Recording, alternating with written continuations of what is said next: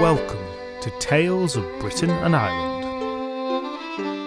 This is a podcast telling the stories, legends and folktales of Britain and Ireland in no particular order. Presented by Graham and coming direct from South Yorkshire, each episode tells a story or selection of stories from all across these islands and throughout their history, followed by a short and decidedly inexpert discussion of the origin and themes of each tale. Welcome back to Tales of Britain and Ireland. Today I've got 3 more stories from Irish Fairylore for you, starting off with 2 shorter ones and then rounding off with a slightly longer story which ranks as one of my absolute favourite stories about the fairies. But if you've listened to the podcast for a while and have got a sense of what I like in a story, well, you know that means it's not going to be everyone's favourite. This is the second of a 2-parter, and while each story stands alone, last episode did contain a rather substantial discussion section introducing the topic of Irish Fairylore. So if you haven't heard that episode yet, I'd recommend starting there, but if you're just interested in some stories without any of that context, then you can dive right in here. There are shorter discussion sections after each of the stories today, and at the end I'm going to give a bit of a brief overview of the fantastic mid-20th century work of the Irish Folklore Commission, from which 2 of this episode's stories were sourced. But overall, it's a shorter discussion section today. So first off, I'm going to cover one of the more well-known Irish tales. I do tend to stay away from the more popular stories, but I think it's probably a disservice to Irish fairy lore if I don't throw in at least one tale of what is commonly called in English a leprechaun. Though in this case, the creature in question is known as a lurricane, but it's basically the same thing. So, with no further ado, let's kick off with the story of Bridget and the Lurricane.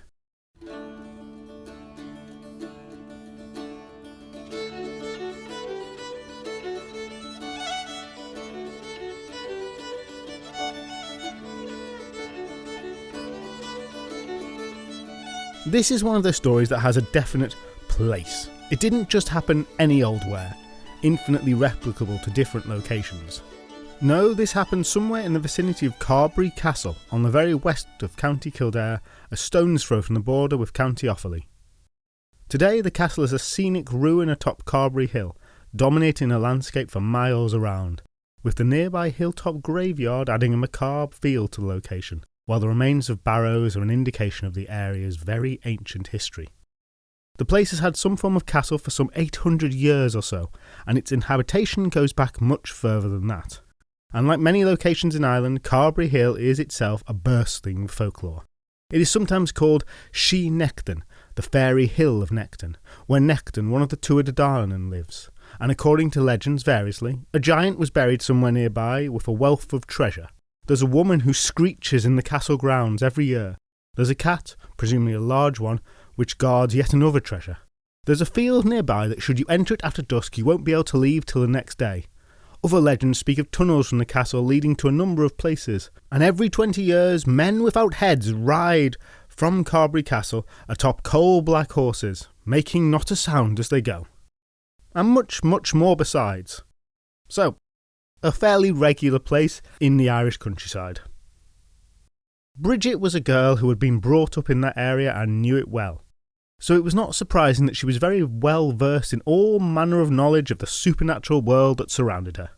For in a place as full of it as that, being well acquainted with it was pretty much a requirement for surviving past your teens. Doesn't guarantee it, of course, there's a lot of other factors working against that, but you certainly needed a good amount of knowledge of the supernatural in the bag, or that supernatural would get you. And Bridget had it in bucket loads. She was out one fine day getting water from the well when she cast her eyes towards a hawthorn. And beneath it, what did she see in a small, cool nook but the figure of a tiny little man?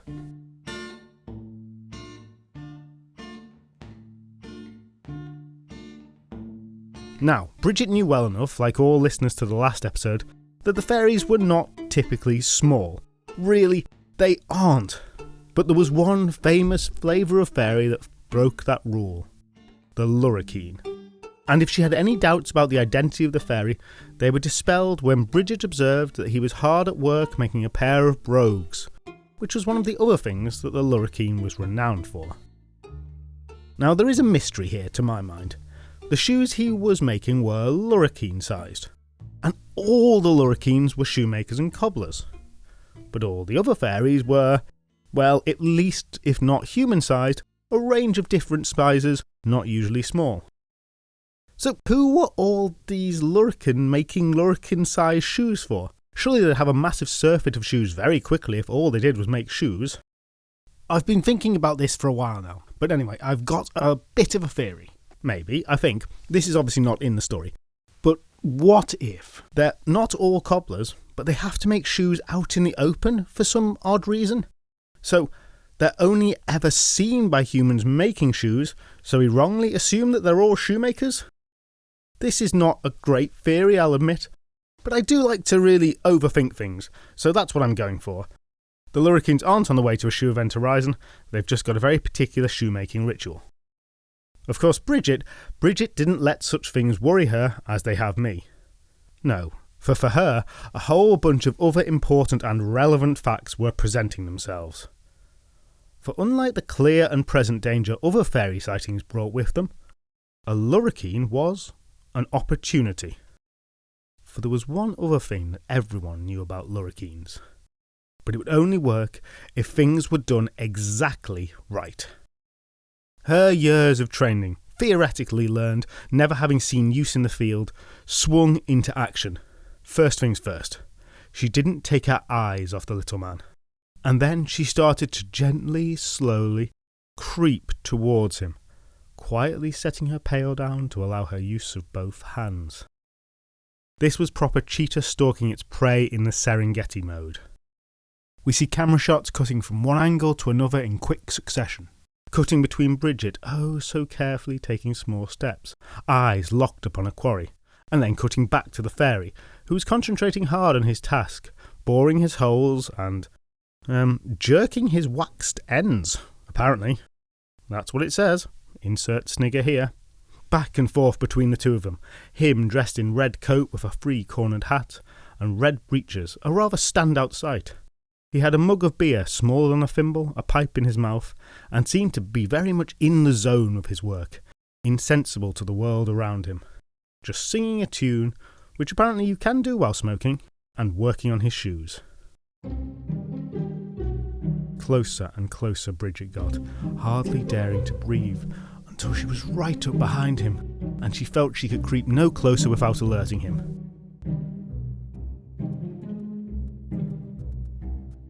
So she covered the last couple of yards with a burst of speed and a leap, grabbing the shocked little fairy by the back of his jacket and lifting him up, causing his tools and pipes to fall to the ground as he gave a tiny shriek. What are you doing?"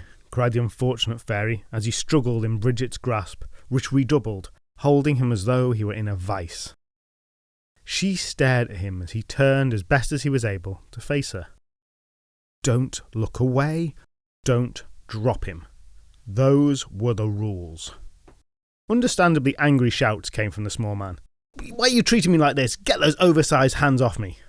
And then when he got a view of her, Bridget, he said, as if in shock. Oh, of all the folk in all the townlands round here, I thought it would be some vulgar ruffian, not a graceful, respectable young lady like yourself. This must be a mistake, Bridget.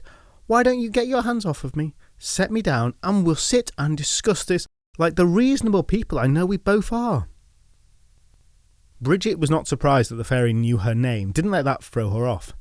She didn't wonder where it had got it from even, for the fairies knew a great many strange and wondrous things, and had a knack for acquiring knowledge not known to humans. She knew that if the fairy wanted a name, it would get it, and unlike fairies in modern lore, it wouldn't have to come up with elaborate tricks to learn it. Don't try to flatter me, Lurkin. I don't want to talk to you. I don't want to engage in any verbal sparring of wits with you. I definitely don't want to be your friend. I want your money, and I want you to tell me where it is right now.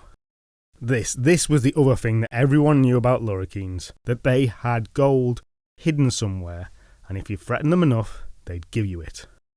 And Bridget had no intention of changing the script on this tale. She was poor, her family were poor, everyone she knew was poor. It was hard and unfair, and this was a way out, the only reliable way out she'd ever really heard of. Working your way to the top was not possible then as much as it isn't now. Fairy gold was a practical solution.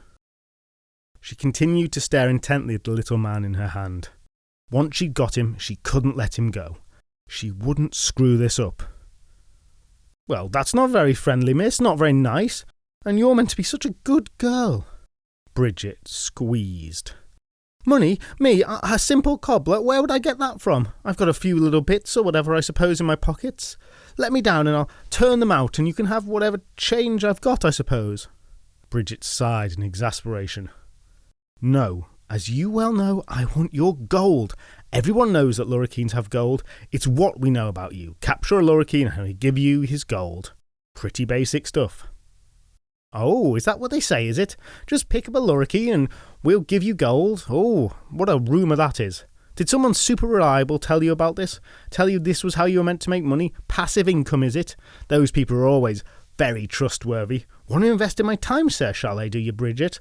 Oh, how about I'll sell you a nutrition drink and then you sell it to all your friends? Just a bag of gold up front and I'll let you know my secret.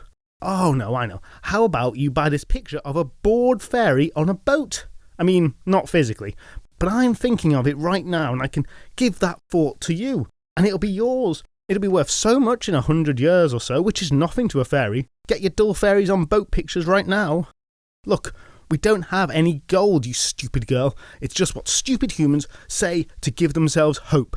You've been leprechauned." The Lorikeen said, "None of this, of course, it's merely a storytelling technique." But he did protest quite a lot and claimed the complete non-existence of his gold. Which, for all I know at this point, could have been correct. Maybe Bridget had been misinformed. But she wasn't having any of it. She was ruthless. Apparently having no moral qualms about suddenly becoming a highway robber. "I'm going to keep staring at you until you give me the gold. And if you haven't very soon indeed, then I am taking you into the village and then there'll be 30 pairs of eyes on you instead of just my one." Which actually sounds like a very smart idea. One that maybe Bridget should have done anyway. But I think greed maybe won out over sense here.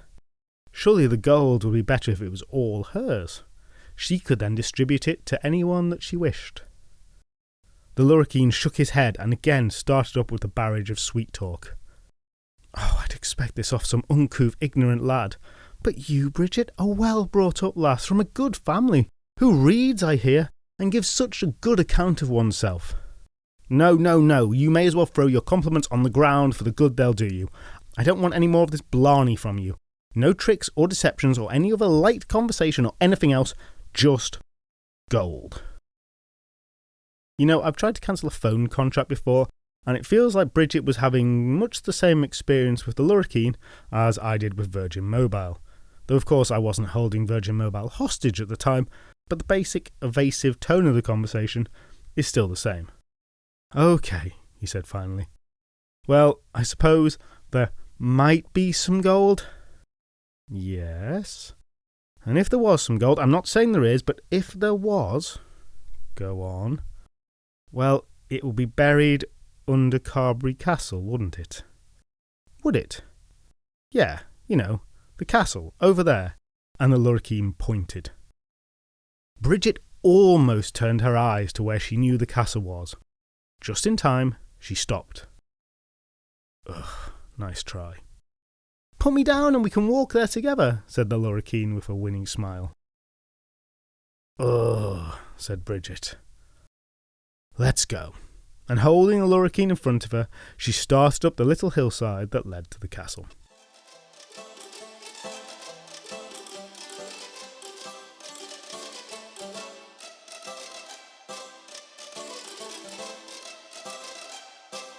It was a while off, up various hills and down various dips between them, and as they walked, they talked.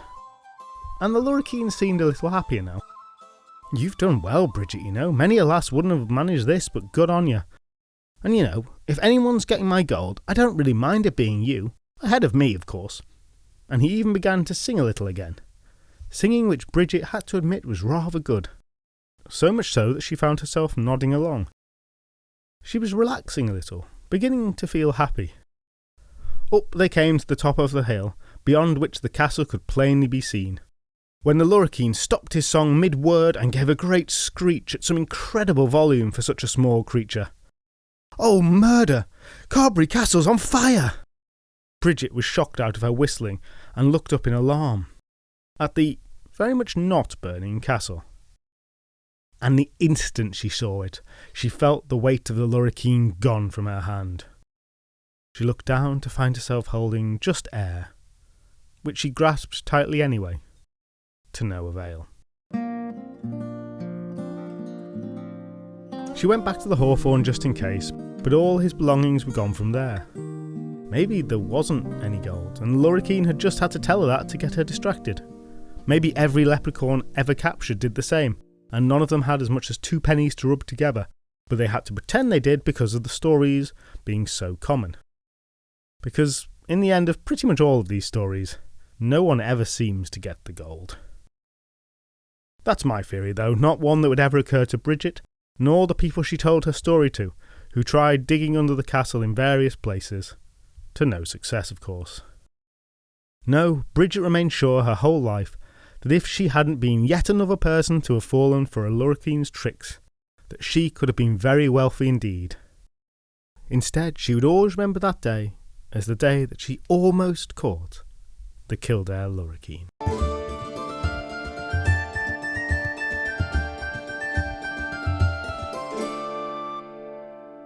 So, very quick discussion section here. This is a fairly typical story of a leprechaun-like fairy, and I say leprechaun-like to encompass all the beings that are basically the same but have slightly different names all across Ireland.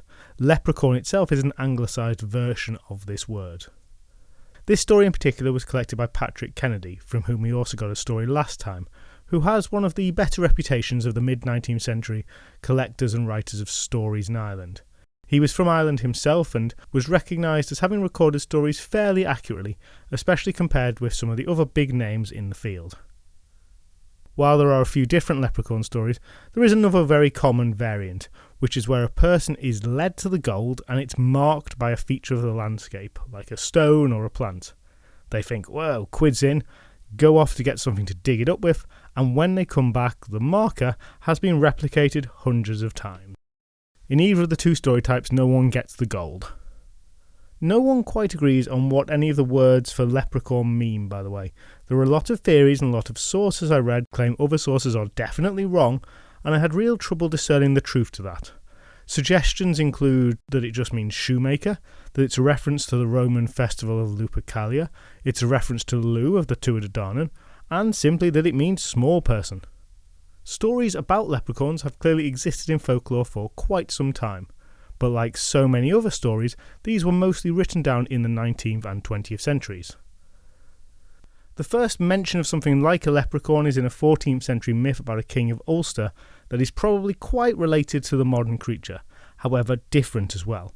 In that there's multiple of them, they're connected to the sea and aren't cobblers, but they are small, and when the king captures some, he gets wishes granted, which certainly echoes the whole holding them hostage for gold thing.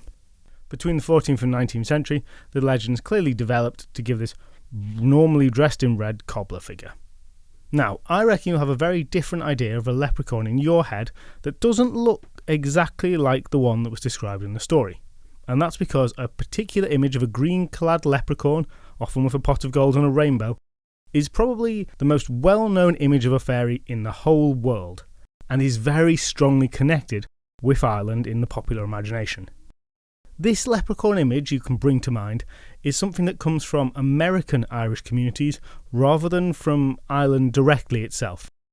The green colour has been connected with Irish nationalism for a good while, and that was then combined with the Irish leprechaun, and the leprechaun itself then went on to play a big part in the St. Patrick's Day celebrations that became an important part of the Irish-American life, particularly in the 20th century, but were not, until relatively recently, large in Ireland. The image of this leprechaun is also, unfortunately, associated with frankly racist depictions of the Irish who suffered discrimination in 19th and 20th century America. This has become less common these days, but there's no doubt that you can still find the figure used in this offensive way. Nevertheless, the depiction of this modern leprechaun has now found a place in modern Ireland.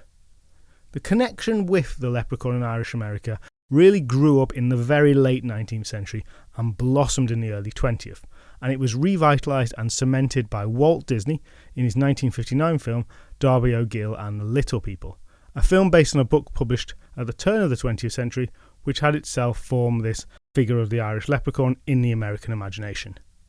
Disney himself actually went to Ireland when developing the film and met with some of the country's top folklore experts. And while he asked for material about other fairies and creatures that appear in the film, he never asked for any leprechaun material, suggesting to me he either thought he didn't need any because he knew everything about leprechauns already, or that he wasn't interested in promoting a more authentic type of leprechaun over the public image already developed. Now, without this Irish-American 20th century leprechaun, the fairy would never have achieved the level of fame it has subsequently. Within Ireland itself, it wasn't a particularly special fairy, just one amongst a large number of such beings that existed within Irish folklore. There's more that could be said here, but I think I'll leave it at that for the moment. So, without any further ado, let's turn our attention to the next story. And I'm going to stay up front here, this is a straight-up amalgam of two tales. I've welded the back end of one onto the start of another to produce a cut-and-shut story. But I don't think I've moved wildly away from the original tales by doing this. There are a lot of stories on this subject, the subject of fairy music, and there are many variations of these accounts, which can be very brief. So I've done a little bit of work combining two together into a slightly longer narrative, which seems marginally more satisfying. Hopefully it works. Let's get into the tale of the Piper's Stone.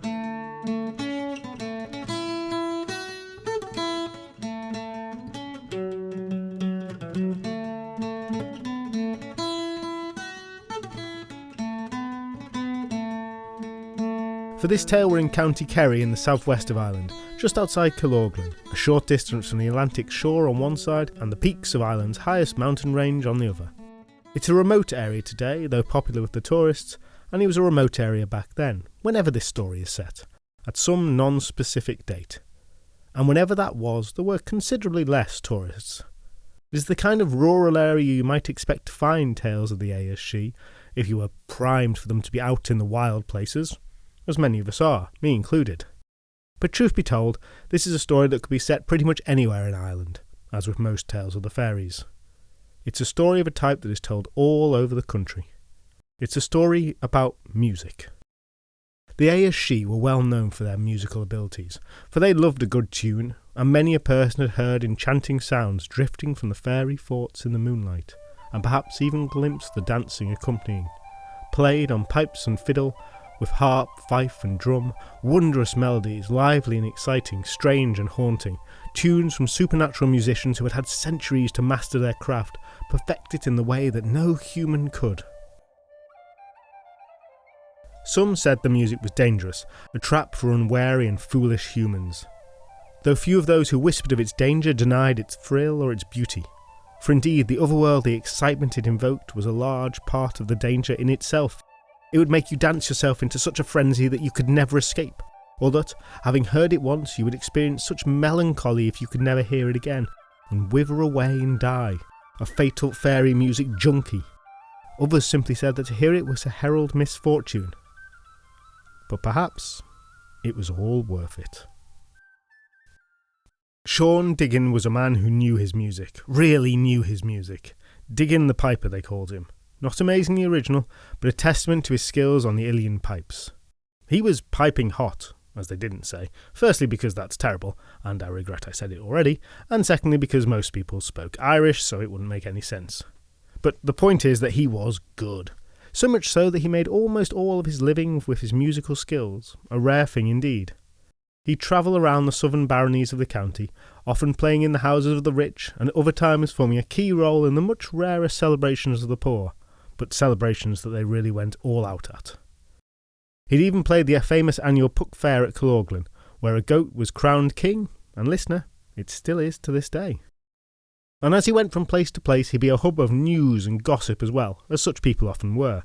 He was a pillar of the community, known across social class boundaries, the person that you wanted to appear at your party. And in a time before anything approaching the celebrity we know of today exists, in the imaginations of the people who knew of him and saw him perform, he occupied a place that was less like the local covers band that plays the Dog and Duck every Friday, and more into a stadium-filling rock god. People were excited to see him, overly excited in many cases, to hear his wizardry on the pipes. When Diggin the Piper was in town, a good time was guaranteed. And this evening had been a great time. He'd been playing a raffle, a common rural occurrence, an event for much socialising, and it had been a usually wild and fun time, even for those who hadn't won a prize. But it was over now, and though he was well admired, that then didn't bring great riches, and so he was walking the several miles home in the darkness. That night the moon was big and bright, and he knew the paths around the district very well indeed, so he'd taken a slight shortcut up Cownavry Hill, a shortcut that he might have avoided on darker nights. He was just coming to the crest of the hill, humming a tune to himself, always working, when he thought he heard music drifting through the air. He stopped, fell silent, and listened. His first thought was that somebody must be having a private party of their own in the area. But after a few moments that idea was dispelled, for the music had an unusual quality that seemed to compel him to dance, and he couldn't identify the type of instruments from which it would come. And this was no tune that he'd ever heard before. And if he hadn't heard it, then no one else in the county had heard it either, and couldn't be here playing it. All of this pointed quite strongly to one other option. He wasn't ignorant of the fairies, of course. Indeed, many tunes in his repertoire were said to have come from them, or as good an imitation as humans could provide of them. But he never encountered them himself, until now, when he was caught out in the open by the fairies. Fear gripped his heart suddenly, and he had an urge to flee.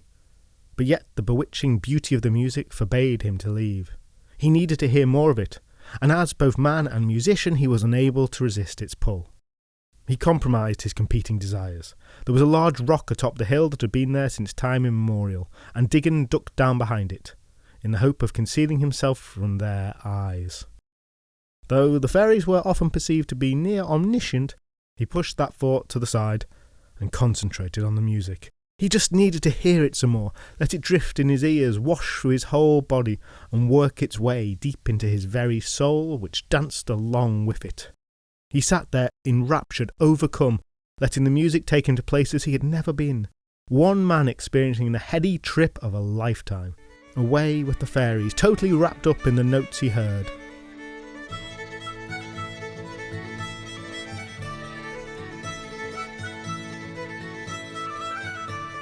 Listeners, please note that the music playing now is not the song that he heard that fateful night.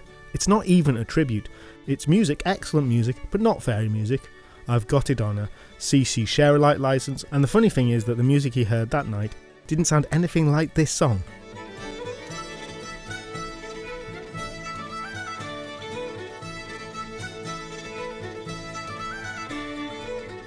And it was while he was sitting behind the rock intensely vibing that the fairy found him, because he wasn't very well hidden at all.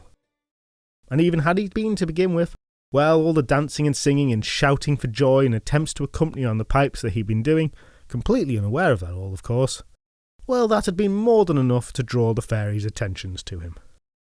A fairy stood before him, though Diggin didn't notice until the being coughed politely. "What exactly are you doing?" Diggin started. His eyes fell on the fairy ever so close to him, and he responded much in the manner of a teenager caught in an unfortunate situation by a parent who feels that closed doors mean nothing to them. Just listening to music, the beautiful music. It's really good. It's so good." Later on, when Diggin thought back to this moment, he couldn't actually remember what the fairy had looked like, not at all, but it was clearly not pleased. "Diggin, that music belongs to our world, understand, not your one. And any human who dares imitate it, not that you could reach its height, but any who dares to try to imitate it, will pay a heavy toll." Diggin let the pipes fall from his hands, the pipes on which he had just been playing the fairy music. He prayed this might go unnoticed. He did that beaming look of innocence that only the obviously guilty and just been caught in the act can do. And for some ineffable reason, the fairy softened its tone ever so slightly. "Look, I can tell you are a musician of sorts." He was probably clued into that by the pipes that Diggin had just been playing. "You've got the ear, and I know you'll remember these tunes, so I'll cut you a deal." Negotiating from a position where he had absolutely nothing to give, Diggin just nodded dumbly.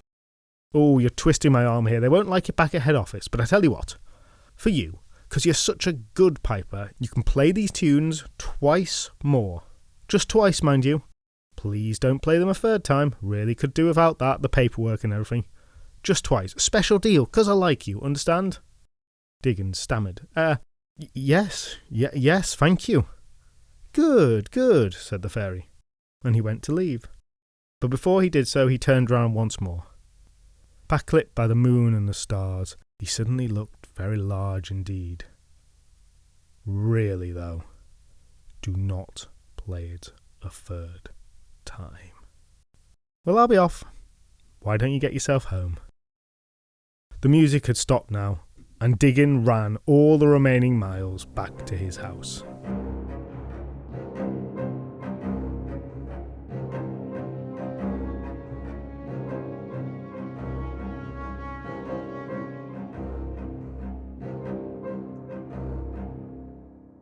But the music, it never left his head.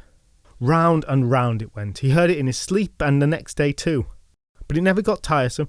No annoying earworm he needed to get rid of. This wasn't a jiggle jiggle it folds. Note to any listeners listening after June 2022, that will make no sense, but it was super relevant at the time. No, this music was just a sweet memory, forever seeming fresh, as he found himself dancing along to it throughout the day. While the image of the fairy disappeared almost instantly, he could still remember very well the creature's words. Twice he would be allowed to play it. He couldn't wait much longer, he needed to do it. There was another raffle just a couple of days later, and with the tune still ringing pleasingly in his ears, he played a couple of his usual songs first, which seemed flat and dull by comparison, though they were received as well as ever. And then he felt his fingers move, almost without him willing them, finding the fairy tunes. They were bursting out of him, and after a brief struggle he gave up. The desire to restrain it left him, and he just let the music flow.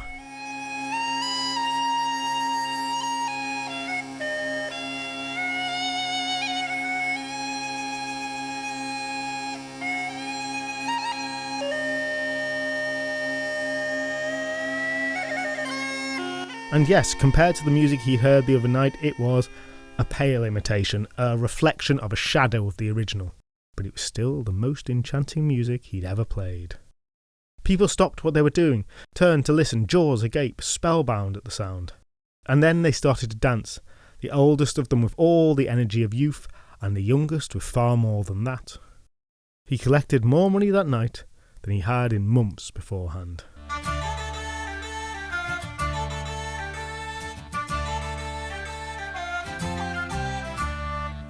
That raffle was a night to be remembered for many years to come, and while Diggin had been famed before this, now it was on a different level. Word of what had happened spread fast throughout the county, and even beyond, and a number of wise people wondered whether his newest album had come via the Doini Maha. Diggin had never been short on places to work, but now he was on everyone's must-invite list, and he was turning down more offers than he could accept, with people even offering to ride him to places further away than he'd ever performed before and pay him a generous sum up front. Pretty much unheard of in his line of work. This was all nice, of course, but Diggin was neither greedy nor a fool. He remembered what had been said, and though the fairy tunes were never far away from his mind or fingers, he resisted playing them. And his act was still well received, for he was a top-notch piper. And if anyone had been disappointed that the music wasn't quite as life-changing as they'd been led to believe, they blamed that on the hype merchants of the rumour mill. Once more he'd be able to play it. Just once more. But every day he could hear the tune in his head a little quieter, feel it starting to fade. There were seconds that he wasn't thinking about it, and he worried that his fingers might hesitate a little when it came to picking it out. So when a wedding came up, and not a big fancy wedding, but a wedding of people whom Diggin knew well, family and friends, he set himself to playing the music there while he could still remember it. The last time. Once again he piped out the fairy tunes, and as soon as he began, he knew that any worry he'd had that they might go from his mind had been wildly misplaced. He was barely even conscious of playing. The fairy music, even that deteriorated music, seemed to take a hold of him and released itself through him, as if the tune itself was a living being, music playing him to let itself out into the world. And Diggin's friends and family were overwhelmed. The reception was wild and rapturous as before, a crazy outpouring of unrestricted jubilance that made the wedding day a celebration of the couple's love like no other. And all the usual fights and disagreements between relatives and friends were all set aside to those tunes. Bonds were forged between guests that would last a lifetime, and the music would stay as assuredly in their heads for many a week as it did in Diggin's. And so he played the tune a second time, and that's the end of the story, right? You ask me. Of course, listener, you're right. The music is played 2 times. Diggin never plays it again because he remembers the warning. The people who were lucky enough to hear it all had their lives improved by it. The music of the other world plays a brief but welcome role in the lives of the people of this corner of County Kerry. Absolutely, that's it. The next story starts in roughly 7 minutes' time. Why don't you skip ahead and I'll see you there. I'm just going to wait around here for a bit, for some reason. And if you're still here, well, this is what happens next. Diggin's reputation after that wedding was once again at stratospheric levels. People knew he could definitely do it now, whatever it was. They knew he was the very best they'd ever heard. No doubt about it. Anyone who'd been fortunate enough to bear witness to his playing could think of little else.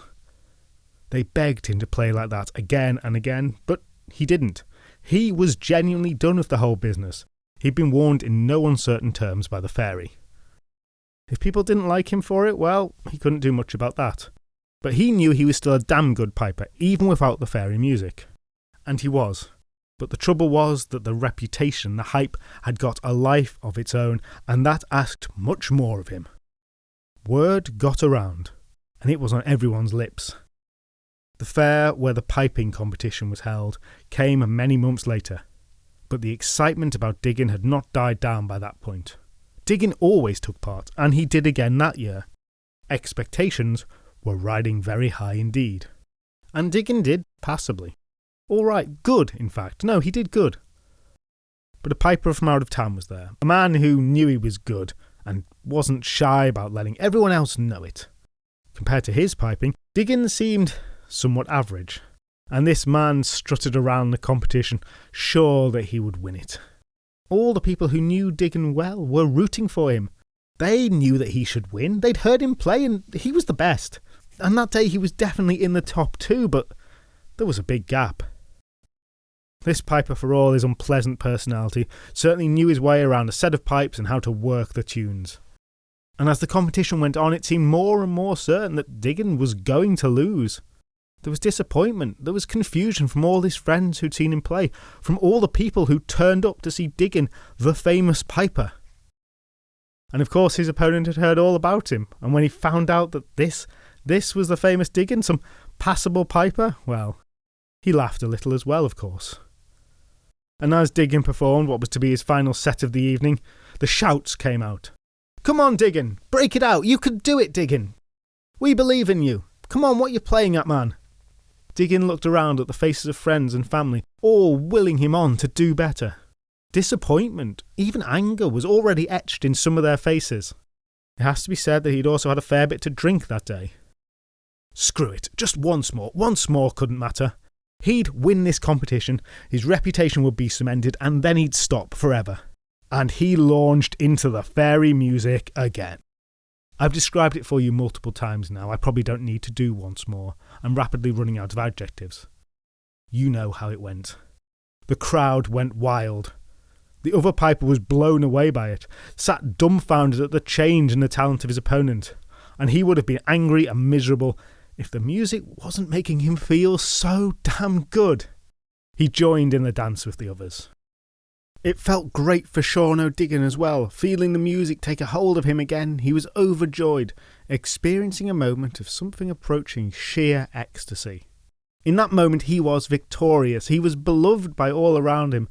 He was as rich a man as any piper could expect to be, and he was content with his lot in life. But most of all, he was playing this music surrounded by friends, family, a whole community that loved him, and it felt oh so very good and right.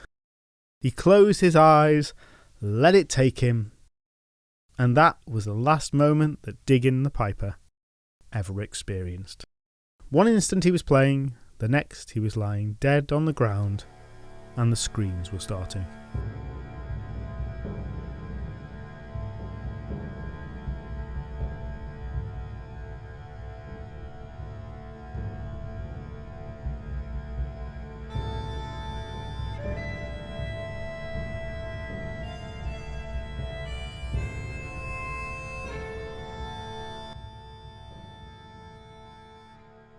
He was posthumously awarded the title of winner of the competition for what it was worth.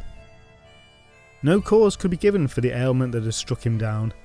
It seemed simply as though all the life had left him at his moment of victory. And people talked of Diggin the Piper for years to come, and the heavy toll that the fairy licensing authority extracted from him when he broke their terms and conditions. And it might seem somewhat anticlimactic, but that's the end of the story. The stone he hid behind is here to this day, and is now known as the Piper's Stone in his honour. I don't know whether anyone has heard fairy music there since, though it's very possible. If you're ever in the vicinity, maybe take a listen. Disclaimer, listener, I've not been. I think it might be on private land. I've seen pictures of people there. If it is, and you want to become a famous musician and die young when you accidentally play the fairy music for a third time, then please do get the landowner's permission before doing so. Now, the playing of all fairy music has not had such dire results. Many tunes have come from the fairies. So do remember, if you're ever really enjoying a song on the radio, or in a club or at a concert, there's always the possibility that any particular good tune that feels like it's changing your life, that's just too good to be true, well, that tune might well have been taken from the fairies. And I, for one, am very glad that the Venga boys overheard the fairies playing the Vengabus one night, and have brought that music to us mortals. Okay, quick discussion on that tale. I said at the start of the story that it was really two stories, and the bit that I took from another source was the competition aspect. In the original, he just kind of plays it a third time, and there's no particular reason for doing that, and I felt that didn't work well enough. And the competition crops up in quite a few other accounts, so it seemed legitimate to include it. Both stories came from the Irish National Folklore collection, which I'll discuss a little bit more at the end of the episode.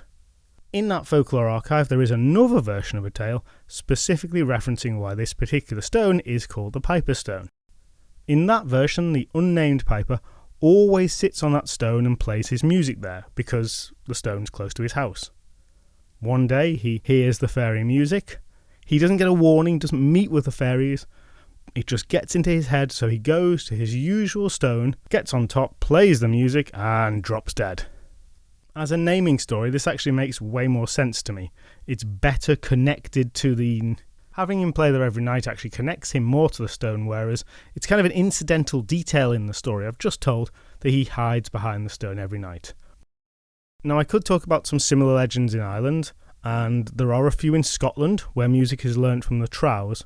But I think I've laboured the point now that fairy music is a very common tale across Ireland, with even some mid-20th century musicians claiming that they learned to play by listening to the fairies.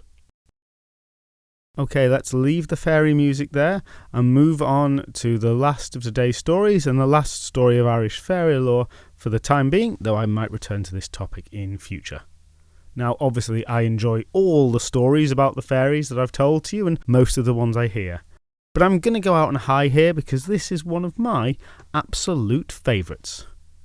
This is the story of the Fairy Man.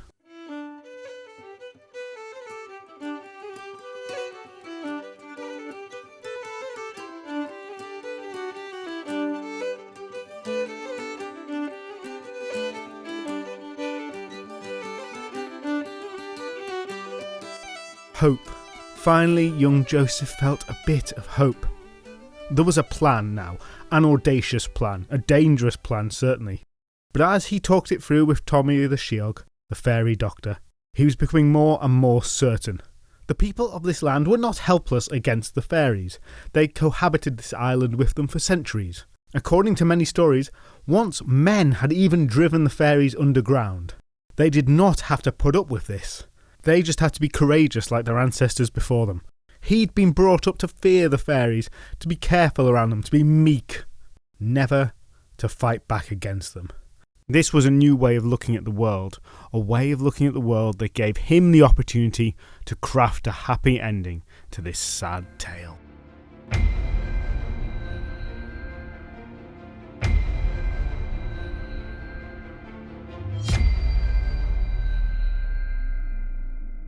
This story starts a few days before with Joseph's sister, Nora, an older child, 12 or 13, that kind of age, just like Joseph himself.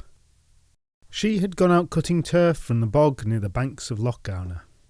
Turf cutting was not an unusual activity. In fact, it was very common, because for many households the rich peat of the vast boglands provided a perfect fuel, a fuel to do the all-important job of keeping the fire alight, for cooking and for heating. Sometimes it was gathered in vast quantities and sold on across the country, but in other cases it was just collected by families from common areas for their own use. In a land where firewood was rare, it was by far the best way of heating your home. So going out to get some turf was equivalent to going to the corner shop might be today. An everyday activity. Nothing to mention, nothing out of the ordinary. But just like going to the shop today, it is actually a pretty dangerous affair if you don't keep your wits about you.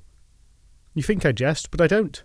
Depending on exactly where your corner shop is, but for most people I reckon, it'll be fairly easy to get killed on the way there, as multiple ton boxes roll past you at tremendous speeds that we've somehow got used to thinking of as quite slow. Now all that keeping our wits about us to avoid being killed by said boxes is so internalised that we don't even think about it. Yet in the UK, every day on average, 5 or so people die on the roads. And you might be thinking, Graham, this is a strange tangent to go off on, and you're beginning to lose the thread a bit here. And I agree, that's fair enough. The point was that Joseph's sister had gone out to collect turf in the bog, a normal activity, but that she hadn't come back, because, like going to the shops, it could be very dangerous in the bog. Stay away from the bog holes, they had always been told. The cloying wet mud of the bog holes could easily suck you in if you weren't careful. A bog hole is a kind of Irish quicksand that is deceptively firm until you step on it and then find yourself inexorably pulled in. Be careful in the bog, they said, especially when you're alone. When a few hours passed and Nora did not return, her father and mother went out looking for her. And they found her, face down in a hole, body mostly submerged. She'd fallen in, maybe tripped, somehow. She'd fallen in and she'd drowned. Quite horribly.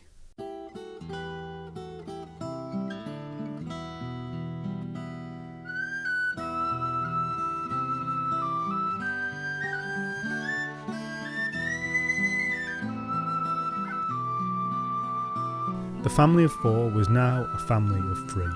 The grief of the parents and of young Joseph was terrible. I'm not going to expand on it in any great detail. You can certainly imagine. But they were poor people, and life didn't just stop because of tragedy. And that was why the next night the young boy was out in the same bog collecting turf himself. The bog was a vast desolate space. There were some small areas of low trees, the banks of the loch were nearby. But otherwise this was just a huge flat wetland stretching away to the horizon. And the evening sky was a washed-out grey of unbroken dull clouds, casting everything in a tired, melancholy light. With the death of his beloved sister the day before, it should go without saying that Joseph was not exactly in his right mind, taking time from collecting the pre-cut turf to break off sobbing before composing himself. And he had just so composed himself, was collecting a strip of turf, putting it into a bag, when he saw movement out the corner of his eye. His head snapped round, and what he saw sent a panic and a chill racing through his body. He gasped, stumbled backwards despite the dangers of the bog, felt water splashing around him. She was not close, a few 100 metres away or so. But nevertheless there, unmistakably, was Nora. Nora, whose body he'd seen brought back to his house the night before. For a ghost, she was as solid as anything. He cried out to her, "Nora! Nora!" But she didn't respond. She seemed to just be looking at him, sadly, not saying anything herself. Part of him wanted to run to her, but another part, keen to danger, keen to the horrors of the supernatural, a part that remembered seeing her body taken out that morning for burial, that part recoiled. Survival instincts kicked in, and Joseph fled.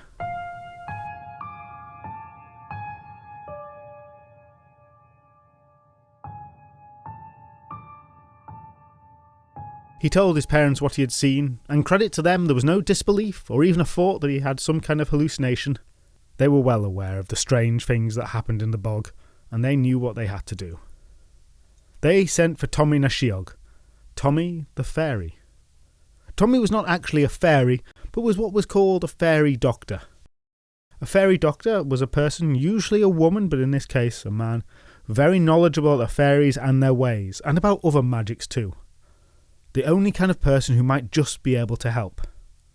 Now, calling on Tommy was not a thing that was done lightly, for the man was respected, yes, but feared too. Best left alone unless you really needed him. The source of his powers and knowledge was not entirely known, but with a name like na Siog, well, some said he had spent time with the fairies himself. The man was kind and helpful, but unnerving to be around, so people tended to avoid him. Except at times like this. Fortunately, he lived not too many miles away, so the very next day they sent Joseph off to meet with the fairy man, still shaking from the death of his sister and the subsequent sight of what he took to be her ghost.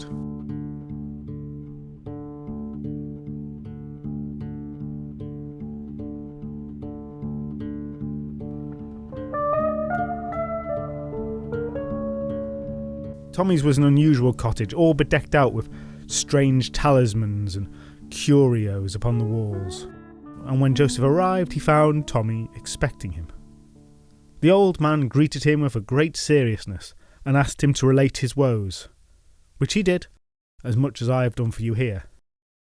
And then Joseph kind of stood there. He didn't even know what he was asking for from the man, but he just needed somebody to tell him what he should do next. If his sister's soul was restless, well, he wanted something done. Tommy thought on it for a while, and then he bid the young Joseph to wait outside. An hour or so passed, and the cottage was mostly silent, though just once Joe thought he heard Tommy talking, as if to somebody, but he couldn't catch the words, and no one else had gone into the cottage. Finally, Tommy emerged. Okay, my lad, listen carefully. You must go back to that bog again once more tonight, the very place you saw her yesterday. But this time, take food and drink with you. It need not be anything special, just the kind of fare that Nora would eat every night. And it must be you alone who goes. Your parents must not come with you, for she has shown herself to you already. And then, when you have presented her with the food, wait. These were more exact instructions than Joseph had been expecting. And then what? Just wait a bit, and if she comes again, your sister, and takes up the food, which I think she will, well, he hesitated, as if unsure whether he should tell the boy this. Well, just listen to her. To her spirit, you mean? Boy, it's possible, likely even, that what you saw was no ghost at all. Joseph was understandably confused. You know of changelings, yes? Joseph nodded, for he did, as I'm sure you do too, gentle listener. Well, this is a bit like that. You know, I'm sure, that amongst the fairy horde are the human dead. The body that was found, you see, is not really your sister's. It looked exactly like her. Yes, I know, but a girl like her drowning in the bog? Possible, but she knew her way around. No, lad, it's much more likely that she was taken by the fairies. And in her place they left a stock, an imitation, a facsimile, something that looks exactly like her body, except the very trained eye, but is not hers. For she is really somewhere else, with the fairies. It's just a theory at the moment, but take the food and we will see. Oh, and one more thing. Do not under any circumstances touch her, and if she offers you food, do not take it. If she does, then we are too late. Back Joseph went to his parents, explained all that the cunning man had said.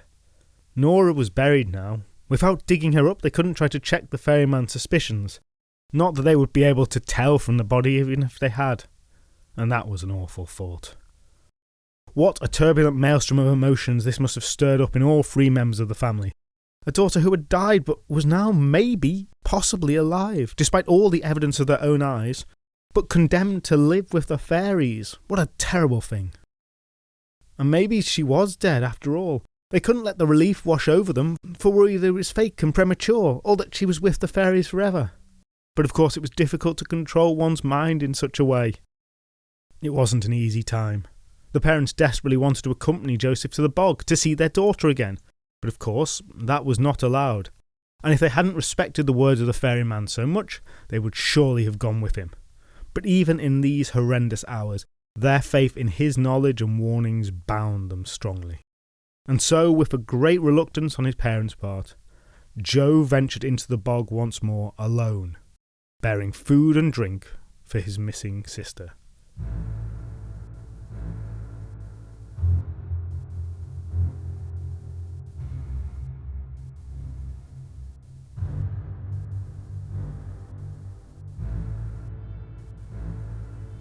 This time there was no turf collecting to be done. Joseph was firmly on the watch for Nora. He made his way to roughly the spot he'd been the day before, and he set the food down. He backed off a little, and he waited. He was waiting so long he was even beginning to feel a little silly. But just as he was really considering leaving, not from anywhere, and she didn't blink into existence either, just all of a sudden she was there. A sad and pale-looking girl. A girl he had known all his life. She saw the food and she ran over the bog to it, crossing the distance between him and her at great speed. She took it up and ate ravenously and drank deeply and thirstily from the cup he had left. Then she looked at him. Words came from her mouth and they sounded exactly like her. Joe. Nora. You've come for me. She went to embrace her brother, but he backed off. No, I mustn't. And a fear suddenly gripped him. What if this wasn't her? What if it wanted to touch him and would take him? But she didn't pursue, thankfully just let her arms fall by her sides and looked mournful. It's awful, Joe. They've taken me. They made a thing that looked like me, but it isn't me. I'm me. I'm still here. I've not eaten their food yet. But they want me to stay here forever. I don't want to. They make me serve them all the time. They're trying to make me one of them, make me forget you. But I won't eat their food. If you bring me food like this, I won't. Let's go now, said Joe. But Nora replied sadly, I can't. They won't let me. They'll have me back. Joe was elated and despairing all at once. So close and yet so far. Is there any way we can get you back then? I don't know, but every night we go riding around the village on great white horses, the whole fairy group, and we pass our farmhouse at midnight, and it feels like I'm closer to you then. They talked a little while longer, tried to joke and make light of it as much as they could, as if this might not be the last time they ever spoke, trying to stave off fear and loneliness. But oh, too soon Nora was called back by the fairies, and she told her brother to flee from the bog. And he did. Fair running for his life.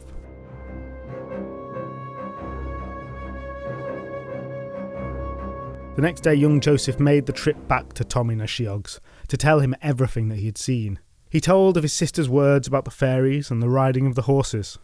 And this is about where our story opened, with Joe's hope, determination and elation. Because the ferryman really came through for him that day.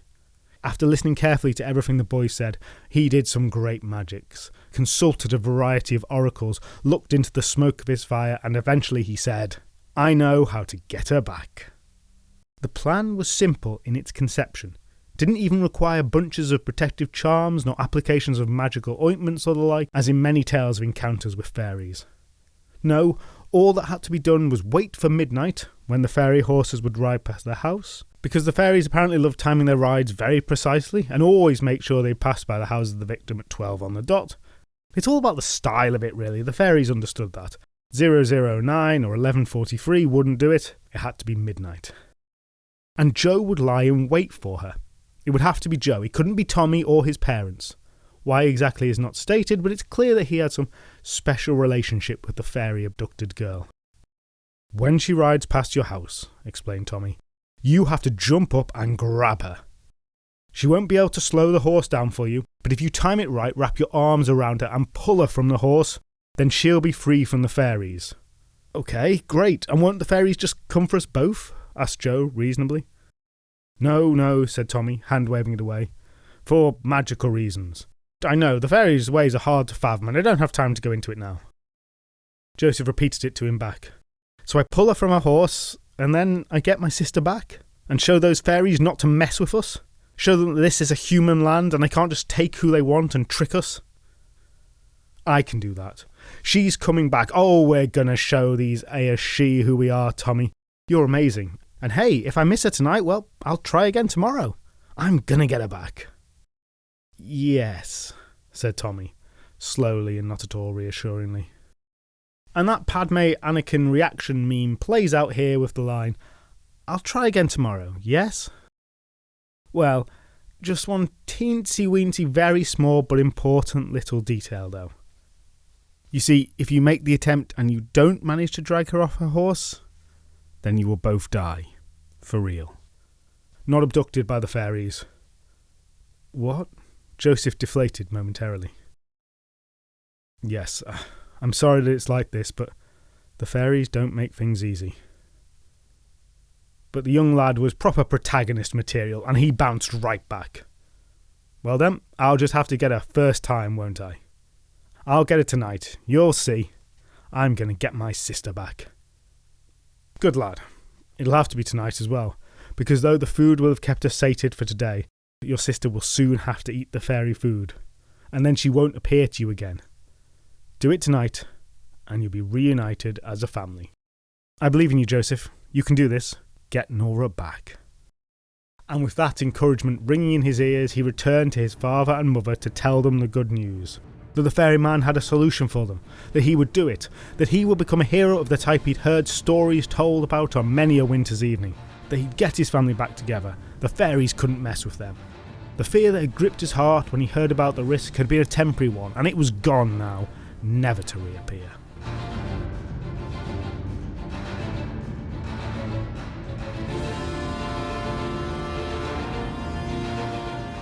And he explained everything to his parents, just as Tommy had explained it to him, looked up at their faces for approval.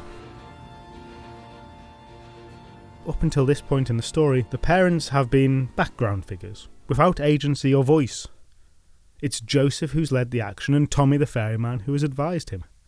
And so we might rightfully expect this to continue, for Tommy to complete his hero's journey. Either rescue his sister, or doom them both in the process of trying. A heroic sacrifice. It's a particularly youthful choice, that, isn't it? A roll of the dice to either win big or lose it all. And it's the kind of decision that heroes are made of. We see it all the time, and 9 times out of 10 the heroes overcome those impossible odds, despite them being impossible. Doctor Strange saw 14,605 universes, and in only one they succeeded. But that was the one in the story. That's how stories work. This was just grabbing someone off a horse. It was risky, yes, but of course it was a risk worth taking to save a life. Obviously it was worth doing. But to the mother and father listening to this, well, this wasn't a story. I know, a ridiculous thing to say when you're telling a story, but to them it wasn't. They were listening to a proposal of how their son who they knew had never grabbed anyone from a horse before, had hardly seen a horse in fact, had to complete this perfectly at midnight that night, or both of their children would die. And after Joseph had explained it all, they excused themselves, and they talked about it, talked it over and over for a long time. And amongst the tears, they reached a decision that a youthful protagonist never could. They went to Joseph, and in the kindest way possible, they told him, "No." "What?" "We're not letting you do it." "What? Don't you understand? She's not dead. He repeated his point. "She's with the fairies. She hates it. She wants to come back. I can rescue her." "This isn't easy for us, son. Please, it's not easy. It's the hardest decision we've ever made. But we're not losing both of you. The risk is too big." No, how can you say that? You can't make me. I'll do it." They'd expected this, of course. "We can. We're going to leave this house tonight, go somewhere away for a few days." No, she'll stay with them forever. "And when we return to this house, we won't speak of this again for a long while." "No, that's not right. You can't." But they could, and they did. But they had made their decision, heart-wrenching as it was, and away they went. And however much their son pleaded and threatened and begged, they did not give in. And they returned later, after a time when all hope was lost. As soon as he could, a desperate Joseph went to the bog with food, tried to find Nora, but she did not appear to him again.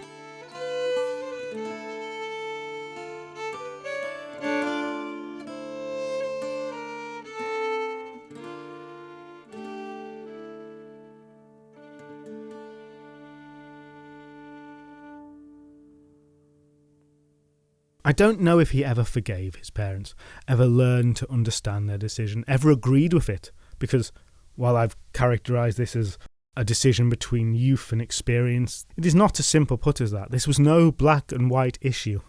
Perhaps Joseph lived his whole life regretting not waiting that evening. But however much he might despise them, his parents still had a living son. The fake fairy body remained in the ground, and it was only after many long years of life that Joseph's joined it.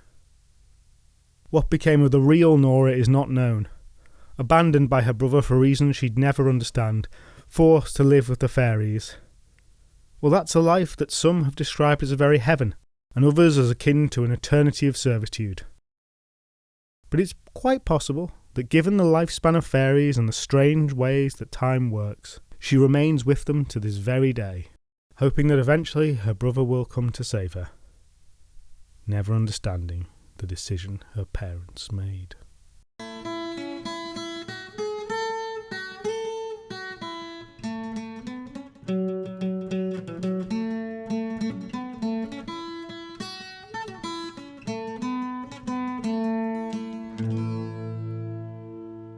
What a story, eh? Cutting the action off mid-flow there. And I love it for that. Just totally screwing with the expected narrative there. That is very much my jam when it comes to stories, and I'm very sorry if you found this anticlimactic. I actually first found this story in a book where there's an entirely new ending tacked on, where the father and son team up and save the daughter from the fairies. So when I went to look up this original in the National Folklore Collection and found it, a version which I've told pretty much straight, I was so much more pleased with its unusual but understandable resolution, and so had to tell you this rather than pretending that everything's always heroics. Now, there are other stories of fairy doctors and people getting abducted by the fairies where they do succeed in getting the person back. Sometimes there's a fake body, sometimes not, and a couple of versions of these stories has the person opt to stay with the fairies because they like it, so that's probably the rarer type. Fairy doctors absolutely were real people, by the way, in addition to how they appear in these stories. They would cure illnesses in people and animals, tell fortunes, and protect people from fairies, witches, and demons. Some of these people even achieved countrywide fame, though most were local figures. They are an Irish version of the local magic users, sometimes often called cunning folk, that we've met in a number of stories now. The good guys, more or less. These were important people for many communities in the past when dealing with all kinds of life's difficulties, though in Ireland they were tied more to the fairies than elsewhere.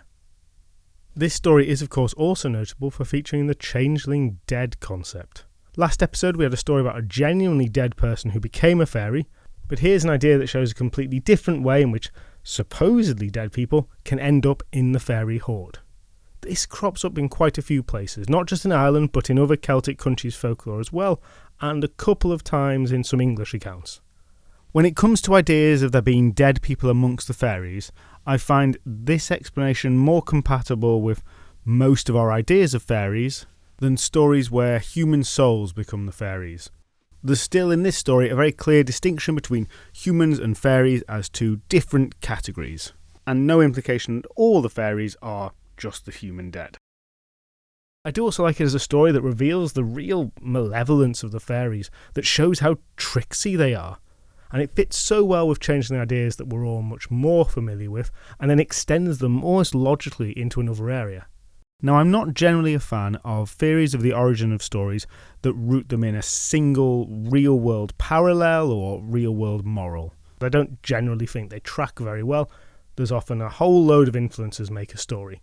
But there's no doubt in my mind that this kind of story can be used to say that people who have died prematurely, for whatever reason, are still living somewhere else. Which, while not ideal, could be a comforting thought in some ways. Very rarely do the people in these stories come back. And I think if we consider these to be, well, real-life accounts, there might be a very good reason for that. I do really hope you enjoyed this story as much as I did, despite the ending. Now, this story, like the ones about the fairy music, crops up in the National Folklore Collection. The National Folklore Collection is available online and is following on from the work of the Folklore Commission. And now seems about the right time to talk about this. The story of the Folklore Commission and its work is something with no parallel anywhere else in Britain and Ireland, and it has given us just such a rich wealth of stories, beliefs, folklore and everything associated with it. At the turn of the 20th century, leading figures in Irish nationalist circles and those concerned with preserving and revitalising the Irish language had a very deep interest in folklore.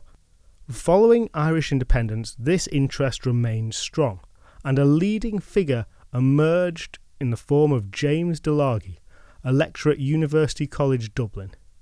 He established a folklore journal, Bealedges, and from then on went to become head of the Irish Folklore Institute, which in 1935 was succeeded by the Irish Folklore Commission. Delargy was a hugely knowledgeable, driving force of a man who kind of embodies a desire to really record accurately all the old traditions that were dying out in Ireland. He had studied under Douglas Hyde, who I mentioned last episode was an important figure in Irish language revival and folklore. While obviously lots of other people were involved, consensus does seem to be that Delargy was critical in setting up the Irish Folklore Commission. And the founding of the Irish Folklore Commission has been described as, quote, the most important event in the field of folklore in the 20th century, unquote. And while I don't have a global view on that, it certainly rings true. The Folklore Commission was funded by the government, who were on board with Delargy's ambition of preserving as much folklore as possible, folklore here being a very broad topic. Now, this was all taking place at a much later time period than most folklore collection I've mentioned on the podcast so far. Normally I'm talking about 19th century figures, and usually just a couple of people. This is at a time, therefore, when the methodology of folklore collection was very much more developed. And the Commission brought a relatively huge amount of focused resources to the collection of folklore, utilising techniques that had been developed by previous folklore collectors, consulting widely on this, including getting a lot of advice from Swedish collectors, and then going on to produce something that essentially became the gold standard for folklore collection and applying it to Ireland. The Commission basically worked by providing tools and methodology for a number of employed collectors and a number of volunteers to go out and find stories and other types of folklore from people all across Ireland. And out they went, interviewing a huge range of different people and collecting an astonishing amount of material over many years. Recordings of interviews were also made, along with recordings of folk songs and music, as well as photograph and even videos. One of the Commission's most notable projects was having 50,000 school children write down folklore that they knew, having collected it from their parents, grandparents and anyone else they could. This exercise, conducted between 1937 and 1939, and produced a wealth of material on all kinds of topics. And all of this wasn't just left to rot somewhere, but was classified, analysed and published in various different formats. To give you a sense of the scale of what was achieved here, I'm going to read some stats from the website here. The collection today consists of circa 2 million manuscript pages, circa 500,000 index cards, 12,000 hours of sound recordings, 80,000 photographs, 1,000 hours of video material. This volume of material is quite unlike anything that exists for England, Scotland or Wales. Just looking at stories alone, which is one small part of it, there are years worth here. And these days, most of this vast collection is available online. After a big digitisation project in recent years, most of it is even searchable. You want to find an Irish folk story about anything? Just go to duchas.ie and type it in. If it's there, you'll find it, and it's quite likely you'll stumble across a story that is not well known, maybe even hasn't been told in years. I've got lost on there for many hours myself. I've put a link to a few stories that I found and enjoyed on the website page for this episode if you want to check that out. But otherwise, dive right in, find folklore about lime burning or nail making, about Irish mythology, about elf shot, about how to cure warts or whooping cough, about Irish secret societies, water horses, giants. Find out about how people celebrated the Feast of St. Martin or Shrovetide in all the counties of Ireland. Discover things on shipwrecks or plagues and epidemics or fires. Yes, and I am just reading categories from the website here. I honestly can't recommend it enough. I could tell stories from that website alone for a very long time. I won't do that, but if you are interested, there's a very good quality podcast run by the people who work there. I really recommend it. It's called Blaroni Beladish or Folklore Fragments, and I will drop a link on the website, and I really suggest you go check it out. It's very well presented by highly knowledgeable people, and it also has some audio recordings from the archives. Absolutely brilliant. There is so much to say on this Folklore Commission, the shining light of folklore collection, and I think I'll probably come back to it. Just as I'll probably come back to the Aos Sí. Maybe I'll have a longer story that covers a whole episode. But for now, that's your lot. I hope you've enjoyed these couple of episodes. Just a couple of housekeeping bits before I go. Firstly, just to let you know that this month I hit 2 milestones with the podcast after these few years of very variable release schedules. I've now had over 250,000 listens and written scripts, including Patreon episodes, totalling 500,000 words. If I thought there was a market for a book, I would write it. Maybe I should have done that instead. Anyway, having produced a lot of episodes this year, comparatively, I know not many for lots of podcasts, I'm taking a bit of a break from the podcast for a short while as I go on holiday and settle into a new job. So there'll be no episode in July. The next episode will be out sometime in August, probably towards the end of August.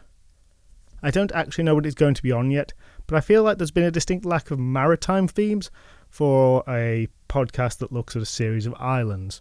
And that gives me a lot of scope, so let's just go with that. You'll have to wait and see. S-E-A? Never mind. During that time off, I am probably going to spend a bit more time on TikTok though. I'm finding creating videos on there is working for me currently.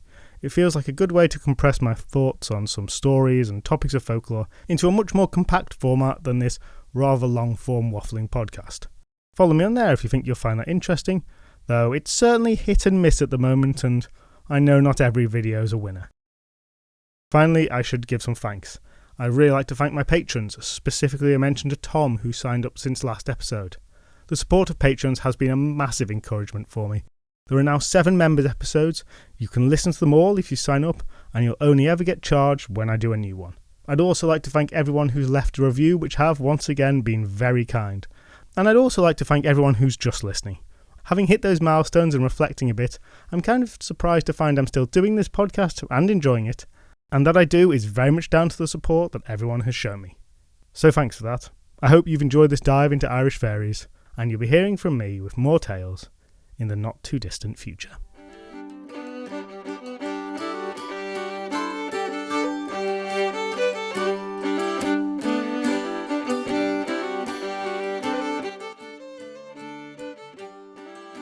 You can follow Tales of Britain and Ireland podcast on Twitter, Facebook and Instagram. There's also a website, talesofbritainandireland.com, where there's a page for each episode which contains more information including illustrations, asides and recaps, along with other additional bits and pieces to explore. The intro music was written and performed by Alice Nichols, and the outro music by Mitch Keeley and Josh Newman. And you can find all the other musical credits on the episode page on the website. If you enjoyed this podcast, then please do share it with others or give it a review, as those really are the best ways to help us out. You can also join Tales of Britain and Ireland on Patreon to get extra members episodes. Thank you so much for listening, and I hope you'll join me again soon.